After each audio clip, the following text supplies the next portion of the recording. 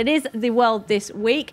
We're discussing the top stories of the past 7 days. A quick reminder of my guests. Régis Le Sommier is from Paris Match. John Vanuka is from the International Herald Tribune. Ana Navarro Pedro is from Visão. And Craig Capitas is a journalist and author. Now, there's less than 2 months to go now until the French vote in the first round of their presidential election, and it's now narrowed to a two-horse race, a straight battle between Nicolas Sarkozy on the right and François Hollande on the left. Well, the socialist leader sought to seize back the initiative this week. He announced plans to double the top tax rate and bring in a 75% tax on earnings above €1 million. Taxpayers will still have to pay their taxes in France. I would introduce this measure for moral reasons. It's not about penalising people. I'm just asking those who pocket 100 times the minimum wage to understand that there are limits, and maybe they shouldn't be paying themselves that much. Well, President Nicolas Sarkozy attacked that policy. He said it would force entrepreneurs and entertainers alike to leave the country in droves. Well, Sarkozy had a tough week himself, though. He was mobbed by left-wing militants and Basque separatists during a tour of Bayonne in the southwest this week. However, he says he's undeterred. Ici, nous sommes en France. We are in France, and the French president will go wherever he wants in the French Republic. And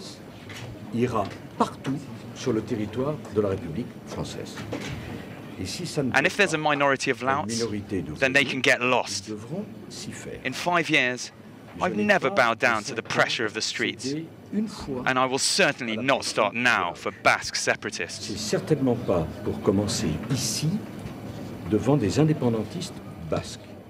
The President of the Republic, a little put out there, to say the least. Now, Craig, this call from Hollande for a 75% tax on millionaires, people in the United States would be horrified about that, wouldn't they? But here in France, they seem to quite like it. 61% of them like it, according to Sofres. Well, you know, the truth of Sarko, he's occasionally right, even when he's wrong. People will leave. A lot have already left for Belgium, and more will leave. He does, particularly the entertainers and the entrepreneurs. I think Hollande is grandstanding. I think that Régis, you must tell me this. The thing about this Sarko event down there, which I just find so fascinating, was he used a word, expiration. He said that, épuration, excusez-moi, épuration. Now, épuration, as I understand it, we all know it means to purify, but as I understand it, this was a term that is a word that shouldn't really be used here, because it was used after World War II, where they were going to purify many of the people who were collaborators, and it also had other connotations. And he said in his little speech that Hollande intended to purify the civil service and the government of anyone who did not follow his socialist leanings. Now, my question is this: was I as influenced by this word as the rest of the French public, or am I making a mountain out of the molehill over his use of this word? Well, it's a term he returns to again and again. He used it about the racaille, as he calls it in the suburbs. Right. He did that before. He talked about cleansing more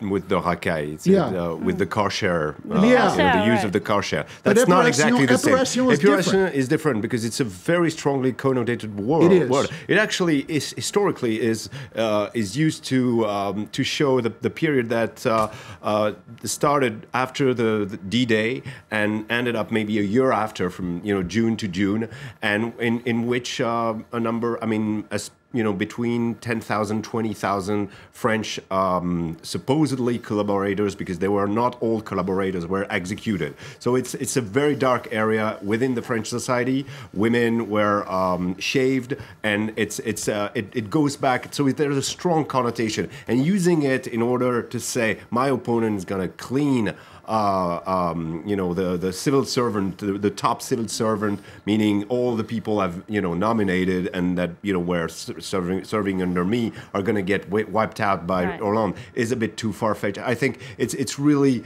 going too far, and there's obviously, I mean, this shows that there is an escalation in the wording of this campaign, which is worrisome, I would say, but it has become it has become quite personal, even though neither candidate uses the other one's name. Hollande refers to Sarkozy as the outgoing candidate. But Anna, is it becoming something of a class struggle here? No, it's becoming a festival of blunders by the main candidates. You can see that they come out with suggestions like the 75% tax bracket for millionaires or the word d'épuration. It was not set up with the spin doctors. It was not, studied within their parties or their with their counselors. It does seem that they are losing their nerves every day, and they know that the candidate that will be elected in France will not be the favorite, will be the less hated one or the less detested one. And so this is the situation right now. And so they are losing their nerves, actually. And, they are just going in for the extra, not the extra mile, but the extra word. And what must be extremely galling for Sarkozy is that you've got the latest poll out today, IFOP poll, that says Hollande is considered more credible on the economy, more credible at creating jobs, more credible at reducing the public debt. I mean, this is the guy talking about he's spending, petting the French on the right side, Hollande is an exaltation of larks, and Sarko is a minority of louts. It's really fun to watch. But seriously, somebody's got their maths wrong somewhere, haven't they? Yeah. What do you think of it all, John, this campaign? Well, the first one I saw was between Georges Pompidou and after de Gaulle's death and Alain Poher. So I go back. I think this is the dullest, perhaps the very, very least interesting of any that I've seen. Yeah. And the reason is this. The reason is that no one, in my mind, is debating, let's say, three of the real gut issues in this country. Let me take it rapidly. This week you had a big event in Europe, or at least a big event to me. That was the Dutch saying, we can't make the deficit and debt levels that the new Europe of austerity is going to require. That says to me, there's no way in hell that this finely administered country, meaning the Netherlands, is going to admit the problems that face them, and France is going to succeed and fly right over it. Nobody has really gotten into the issue of growth and how France is going to reconvert its economy. I think it's a false debate. No one has dealt with the issue at the core of a lot of people's lives who live here. I hear about it. The presence of Muslims, the Muslims community. There's a terrific book out about, we'll put it this way, the encapsulation of various communities in the Paris area where the rule is halal and not the rule of the Republic. This is completely buried. No, but the real debate, what do we do, is buried. And just as the debate, there's no debate about the role of France in the world.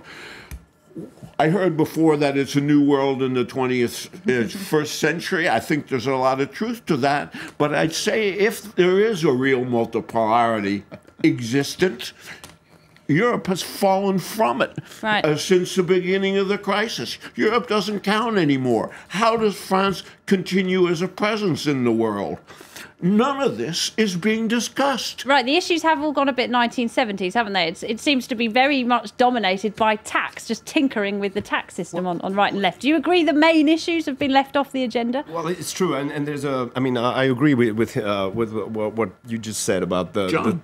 John. It's okay. I agree with the fact that the suburbs are not taken into consideration for one simple reason: is that there's a very few voting turnout in the suburbs. So as long as they can avoid the subject, they're going to avoid it. Marine Le Pen has, thrived, over the subject of immigration. So of course she's going to try to pull this and to make it a competition with at least three or four. She, by the way, still hasn't got the signatures she needs, has she? Yeah, she said today that she still lacks 48 signatures. So she might not be in the race anyway. I think she's agitating everything in order to, but I mean, I can't imagine the National Front not being in that election, honestly.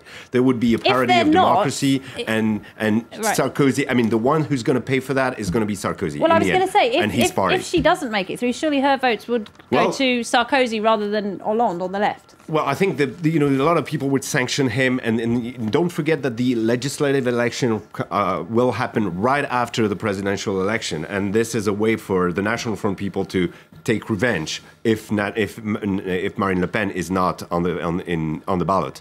But some of the it's true. It's narrowing to.